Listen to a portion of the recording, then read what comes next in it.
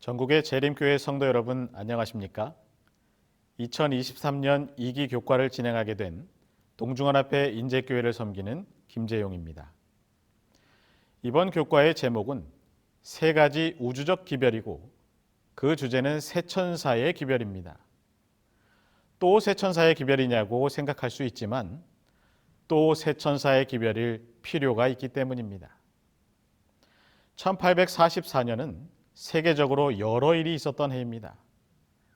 첫 번째, 1844년 10월 15일 대실망 일주일 전에 독일의 한 경건한 루터교 신자 가정의 아들이 태어났는데 이 아이는 근대 역사에 가장 큰 영향을 끼친 하나님은 죽었다고 외친 무신론자 프리드리히 니체입니다.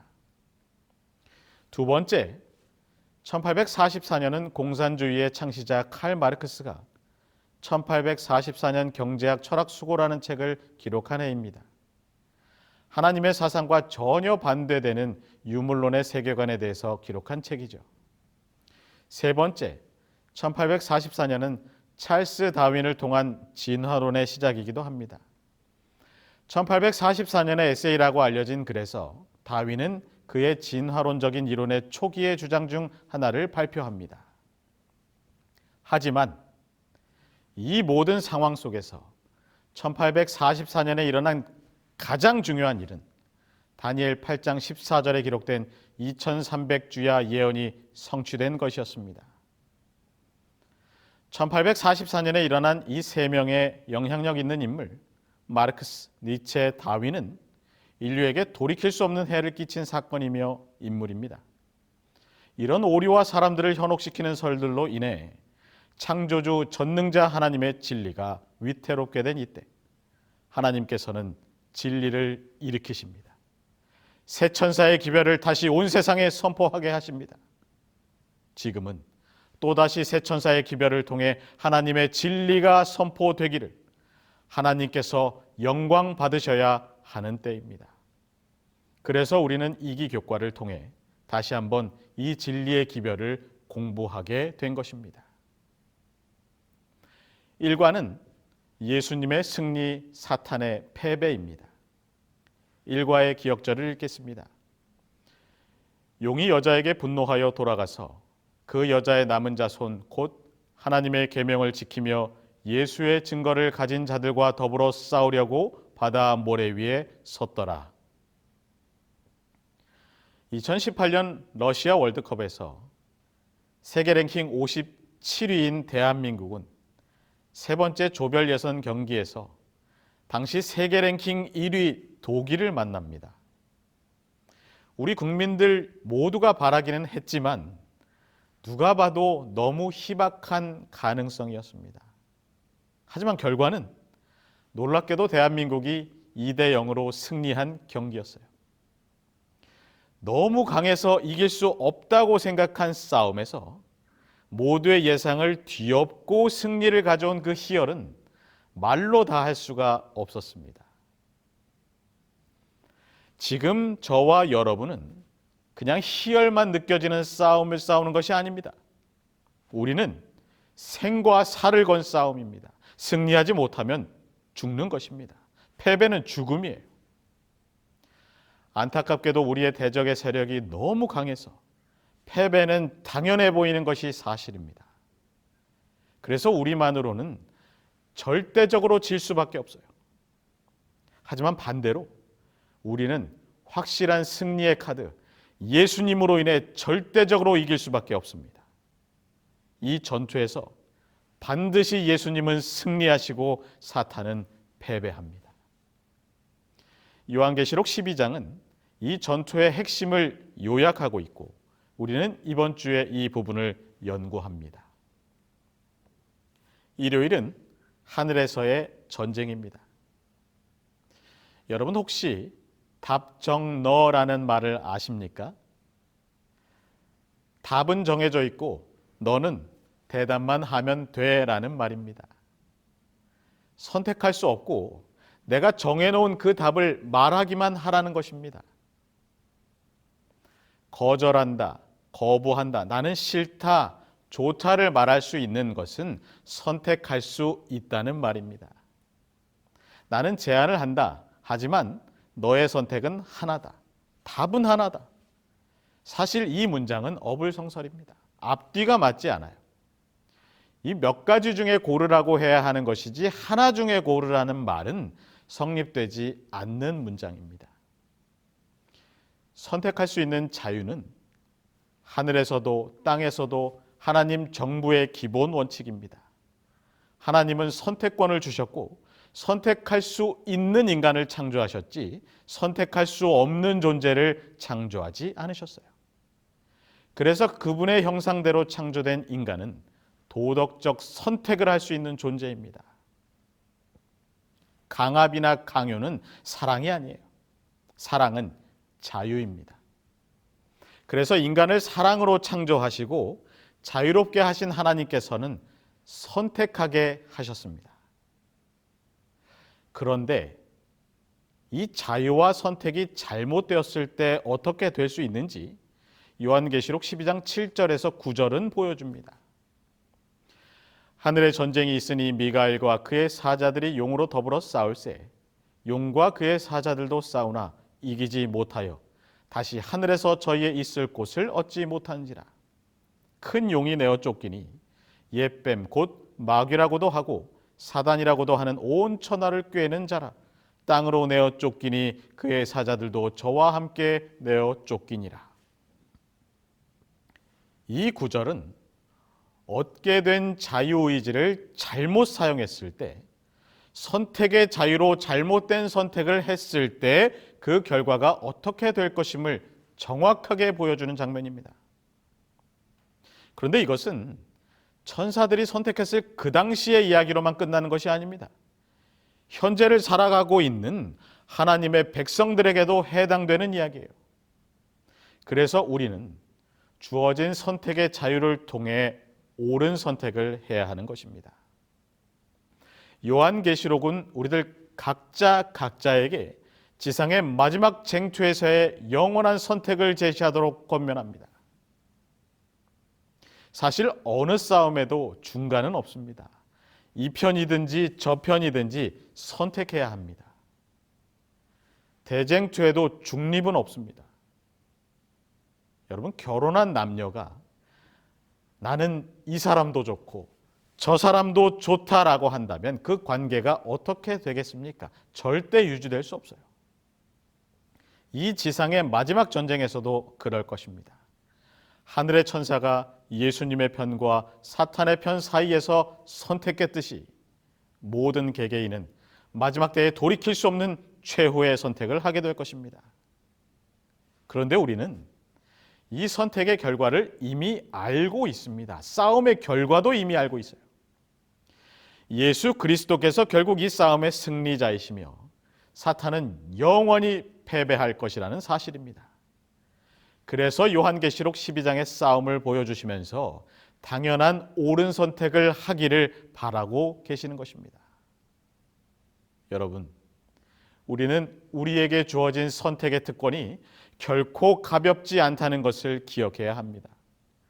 그 선택의 결과를 생각해 볼 때 영원한 삶이냐 죽음이냐를 선택하는 거예요. 부디 선물로 주어진 이 선택권을 꼭 하나님을 선택하는 일에 쓰게 되시기를 바랍니다. 월요일은 사탄의 공격입니다. 사탄이 하나님을 반역하기 시작하면서 하나님을 향한 그리고 인간을 향한 사탄의 공격은 끊어진 적이 없어요. 아기 예수님으로 탄생하는 그때부터 사단은 예수님을 실패하게 만들고자 부단히 노력했습니다. 하지만 예수님께서 모든 인류를 위해 십자가에 달려 돌아가시고 모든 죄를 해결하시고 부활하심으로 사탄의 공격은 반드시 실패할 것임을 온 천하에 보여주십니다. 요한계시록 12장과 에베소 5장, 시편 2편을 통해 용과 여자, 아이, 그리고 철장이 무엇을 상징하는지 함께 살펴봅니다.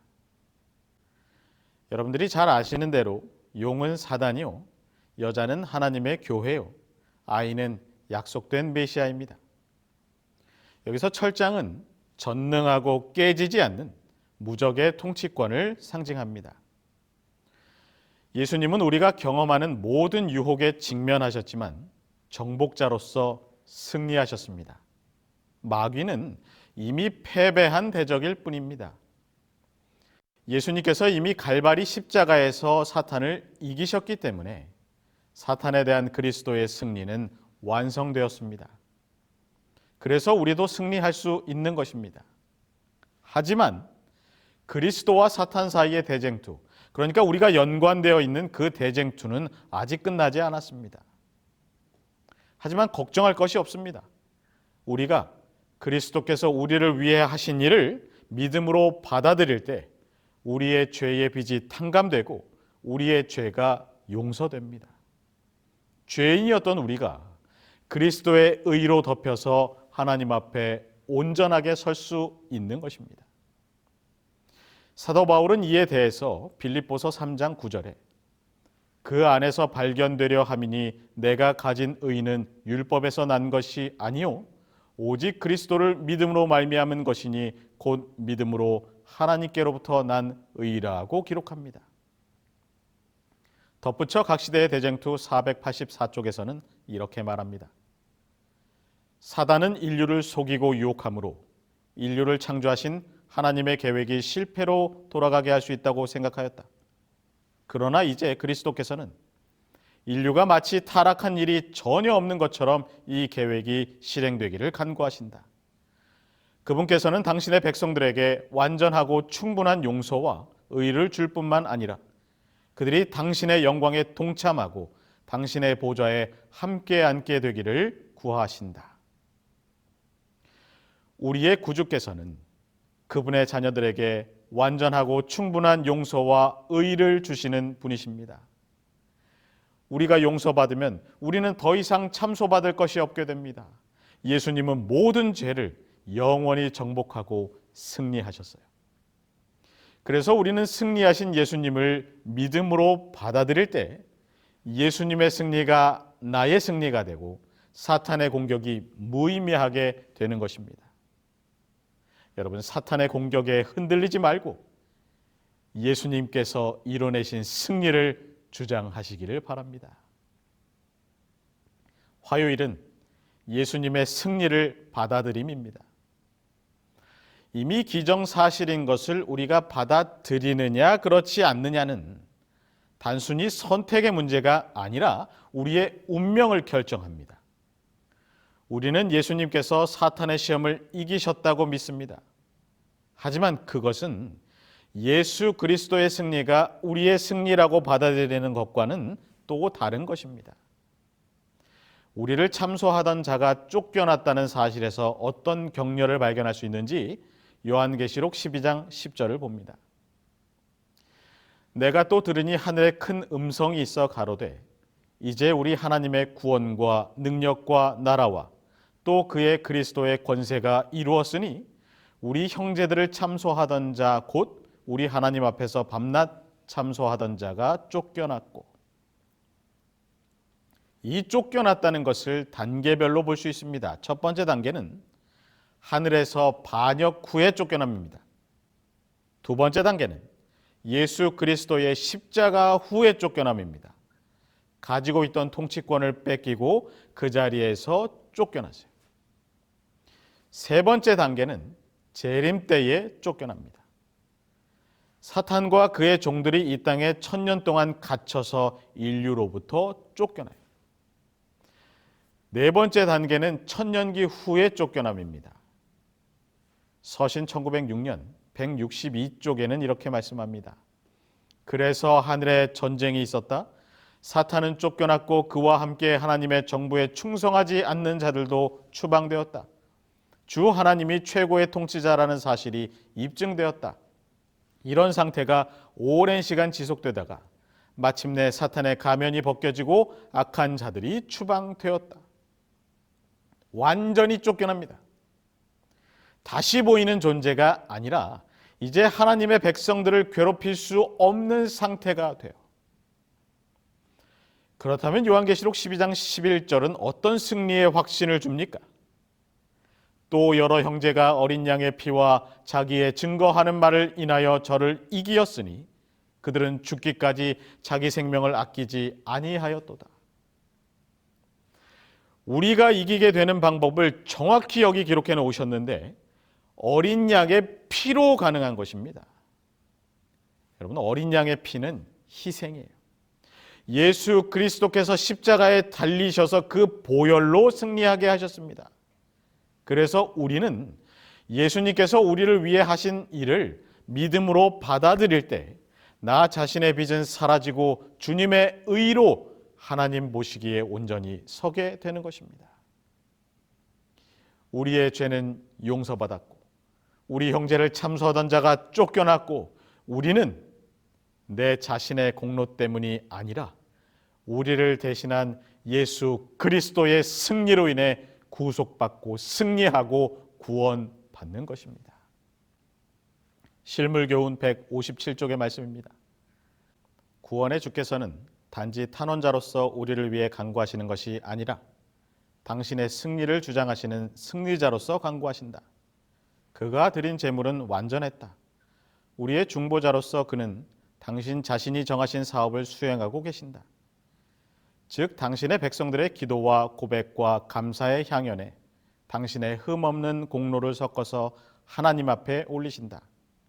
이 제물은 하나님께서 온전히 받으실 만한 것이 되어 그분의 용서가 모든 범죄를 덮어주게 된다. 여러분, 받아들이면 됩니다. 예수님이 이뤄내신 승리를 꼭 받아들이시기를 바랍니다. 수요일은 광야의 여자입니다.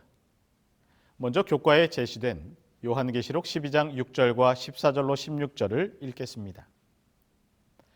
그 여자가 광야로 도망하매 거기서 1260일 동안 저를 양육하기 위하여 하나님의 예비하신 곳이 있더라.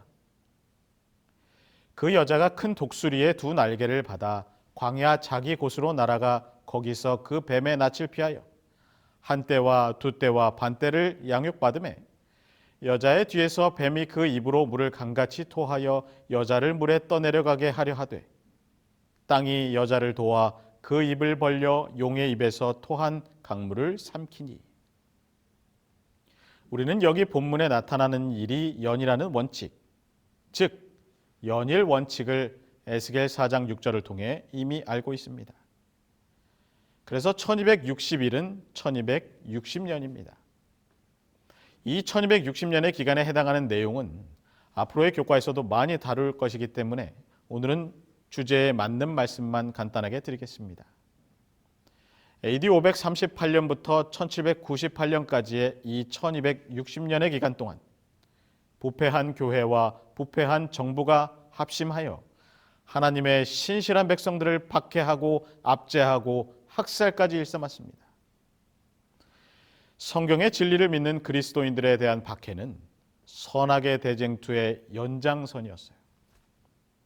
중세의 암흑기를 벗어나려던 종교개혁 당시 사람들은 하나님 말씀에 충실할 것인지 아니면 사제와 성직자, 즉 인간의 가르침을 받아들일 것인지 선택의 기로에 놓여 있었습니다.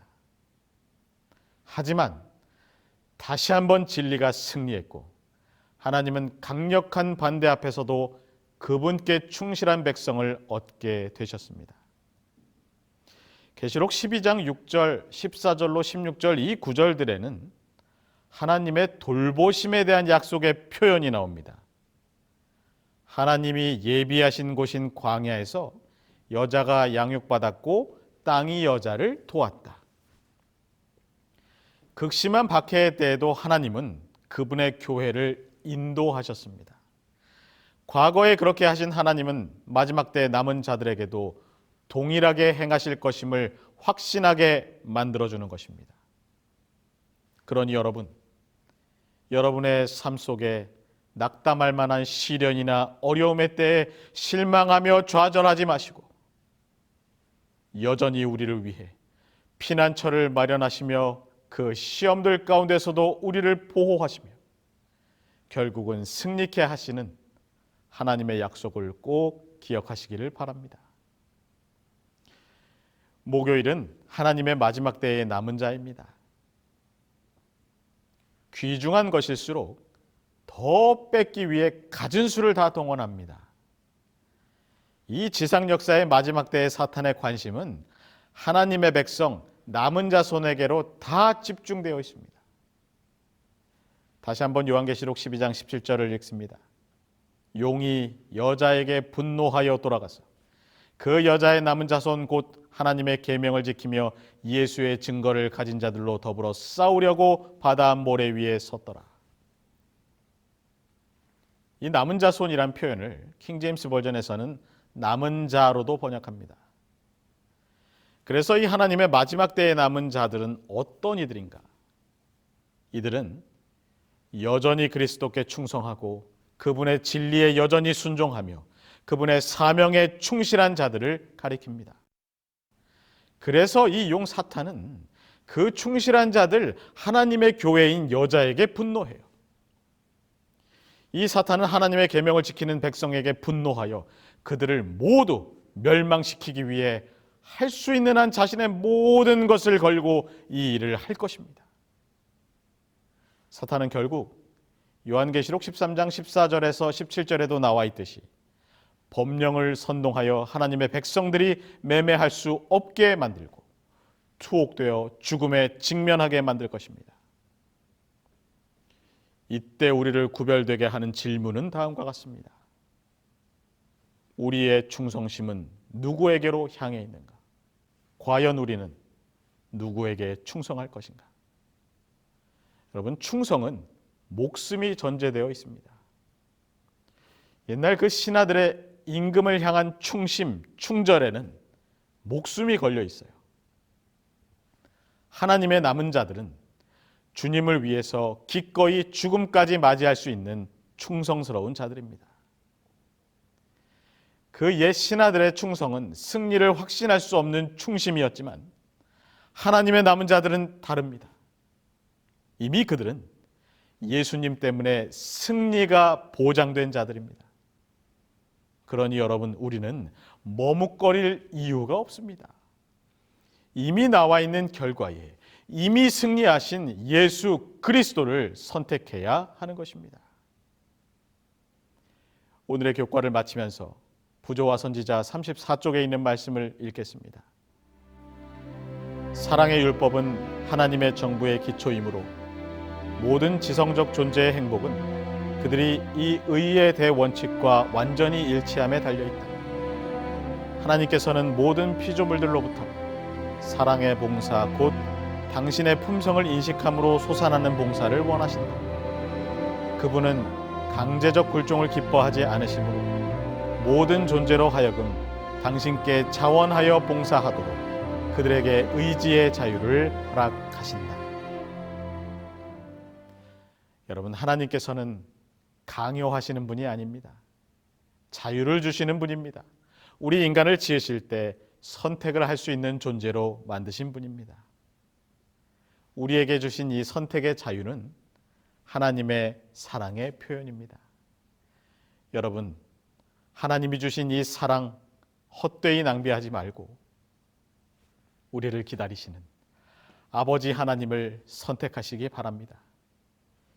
이미 이루어진 예수님의 승리를 선택하시기를 바라며 일과를 마치겠습니다.